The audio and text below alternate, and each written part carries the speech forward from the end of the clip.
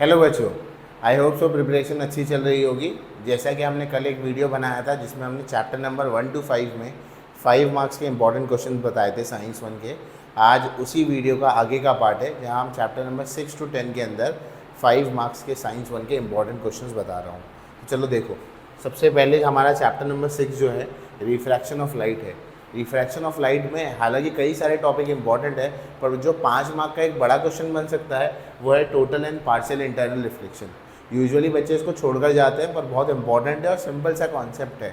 छोटा मोटा एक यूट्यूब का वीडियो भी देख लोगे तो समझ जाओगे कि क्या है, क्योंकि अब मैं इस पर समझाने जाऊँगा ना तो वीडियो बहुत लंबी हो जाएगी और तुम्हारे पास टाइम नहीं है ना मेरे पास इतना टाइम है कि मैं आपको पूरा एक्सप्लेन करके और अभी दूँ फिर आप देखें। तो ऑलरेडी जो मेड वीडियो है जिसको भी फॉलो कर रहे हो या अगर आपको आता है तो बेहतर है, पर ये पढ़ के ज़रूर जाना। टोटल इंटरनल रिफ्लेक्शन काफ़ी कमाल का कॉन्सेप्ट है, आना भी चाहिए। इसके अलावा चैप्टर नंबर 7 लेंसेज के अंदर ह्यूमन आई विद डायग्राम देख कर जाना। यूजुअली डायग्राम नहीं पूछा जाता है ह्यूमन आई का, उसके पर पार्ट्स के बारे में पूछेगा, कॉर्निया क्या है, प्यूपिल क्या है, बाकी सारी चीज़ें पूछ सकता है। तो उसको देख कर जाना एक बार। आता नहीं है, बहुत कम बार आया है, पर ये दोनों काफ़ी बार आया है। मायोपिया और हाइपरमेट्रोपिया ये आपको अपने प्रीलिम्स के पेपर में भी कहीं ना कहीं तो ये क्वेश्चन मिला ही होगा। कौन सा? मायोपिया और हाइपरमेट्रोपिया।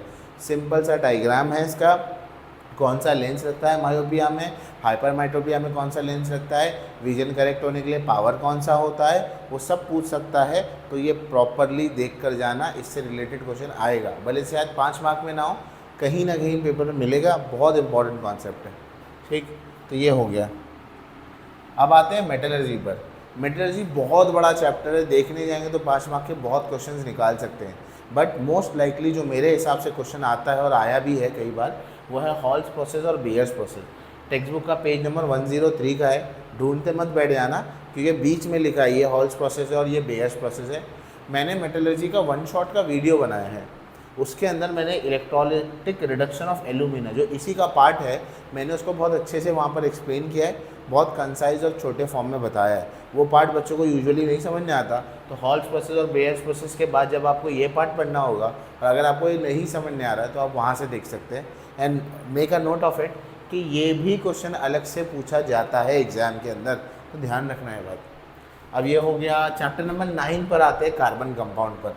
ठीक है, अगेन मैं बता दूं जिनको कार्बन कंपाउंड नहीं आता, मैंने सारे PYQs 2019 से लेकर 2023 तक के सारे PYQs सॉल्व कराए हैं लाइव क्लासरूम में। उसका वीडियो भी अवेलेबल है, चैनल पर जाकर चेक कर लेना। अब कार्बन कंपाउंड से 5 मार्क का कौन सा क्वेश्चन आ सकता है? देखो, आने के लिए तो बहुत कुछ हो सकता है। मोस्ट लाइकली क्वेश्चन जो लास्ट टाइम PYQs में आया था वैसा ही आ सकता है क्वेश्चन। तो वो हाइड्रोकार्बन के स्ट्रक्चर पर क्वेश्चन हो सकता है या प्रॉपर्टीज़ ऑफ हाइड्रोकार्बन पर क्वेश्चन हो सकता है।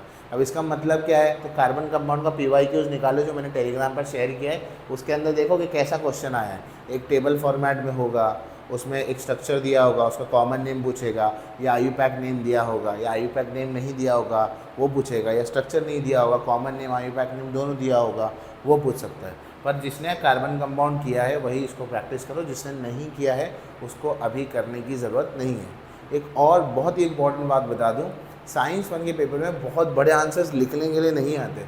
आप 5 साल के पेपर को एनालाइज कर लो तो आपको दिख जाएगा कि बहुत बड़े बड़े आंसर लिखने वाले होते ही नहीं है पेपर के अंदर, बहुत रेयर मिलेगा। जो भी क्वेश्चन लिखने वाला होगा उसको कंसाइज कर देते हैं ऑब्जेक्टिव फॉर्मेट में। तो एक्सपेक्ट करना कि बहुत बड़े बड़े रिएक्शन लिखने वाले क्वेश्चन नहीं आएंगे। And last, space mission.